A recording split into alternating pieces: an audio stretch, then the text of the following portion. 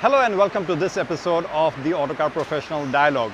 Our guest today is someone who has appeared on the show earlier, but ever since we met last, a lot has progressed and a lot of developments have taken place in the company that he is in as well as in the industry.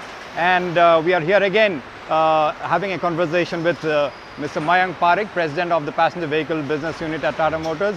Mr. Pareek, thank you very much for talking to us. Always delighted to talk to you.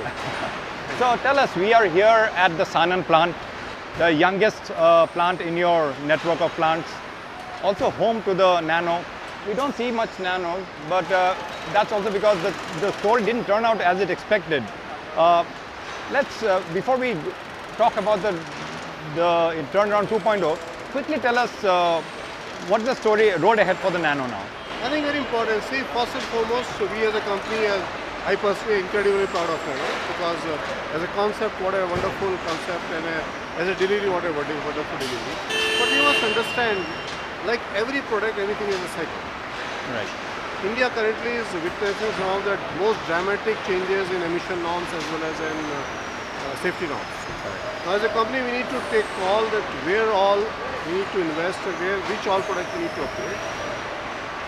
See, you may say that earlier emission norm change, what happened? Right. But this time change, sir, is from a generation BS4 to BS6, skipping one complete generation.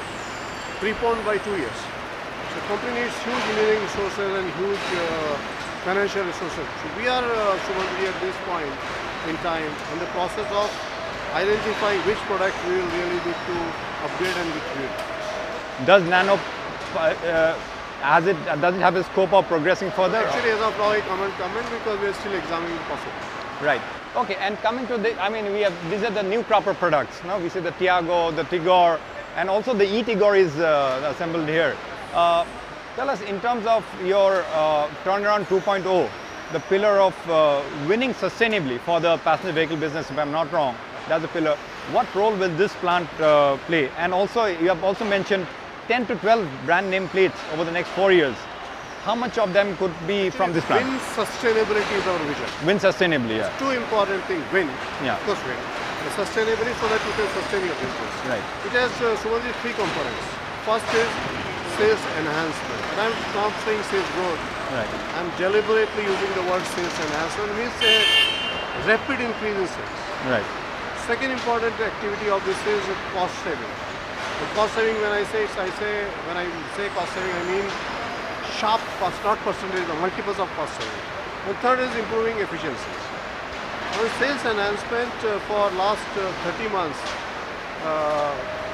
our company has been able to outperform the market. We have been able to growing much faster than the market. But that's also because of a lower base effect. Actually, if you see the pecking order of industry, out of 18 players, we are number 4. There are 14 below us, and not all of them are growing. Right. And I give them no comment on them. They are all great people. But low base is no guarantee of growth. Nothing. Coming back to this, so we are growing. In that growth, 60% of our sales is coming from products made in Sanand. I see. So Sanand is an extremely critical element of our turnaround strategy, and that's why we are very proud to meet you today in this iconic plant of Tata Motors. Right. And also in terms of the 10 to 12 brand name plates which you are going to offer based on the Alpha and Omega platforms, have you decided how many of them could come from this plant maybe? See, we have our manufacturing footprints are in 3 places. Right. Pune, Ranjangaon and Sanand. Right. And the 2 architectures with the Alpha and Omega. Right. We decide which product to go on which place depending on economics. Right. What makes the best business case, in which place our investment will be minimum required to make that plant suitable. As of now, that call is not being taken. But what call has been taken already is that our first vehicle coming on Omega, which is Harrier, will be done in Pune. Right. And also in terms of winning sustainably, also has the cost savings also have a big role to play there. And you mentioned that you have got very aggressive cost targets, not the incremental ones. This year, if I'm not wrong, you're looking at a 6x cost reduction over last year? Or whatever has been done in the past, whatever best has been done in the past. In the history of the company? Okay. So actually, that is the idea. I said win sustainably. Win is okay, you can buy market share, etc. Right. But sustainably, which is a very critical and operating word in this. which should be based on the principle of how do you do a thing at the minimum of the cost. Costs are multiple types of costs. First I will take sir the development costs. In auto industry, development costs are huge. So we came out with this concept of two architecture and multiple options, alpha and omega, and provide the customer maximum option. That gives you huge advantage of economies of scale, commonization, reduced complexity, and etc. etc. Second thing we are doing, we are actually attacking all possible costs. Material costs, design costs, operating costs, variable costs, marketing costs. What is the ballpark figure you're looking at for this year? I wish I can tell you, but it's a significant number. And that is for FY19. Okay. And have you kind of laid out any plan for the next year in terms of how much of... Actually, for FY19, we are more or less reached there. We know visibility and we'll reach. So we have started working on FY20 program already. So we have a particular target that on 1st April when we start, it should be much better. The target is much more than what we have taken this year. And also in terms of this is, Sanand is also where you have started off your electric mobility journey, albeit in a small scale. Will this be also the electric mobility or EV hub for Tata Motors maybe? Actually, Sumant, is too early to say.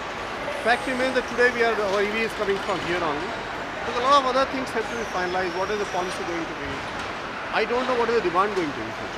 Because as a manufacturer, how bullish or how bearish are you in this whole scenario? Because I mean, observers say that yes, the intent is very clear, but the policy, the guidelines are not unclear.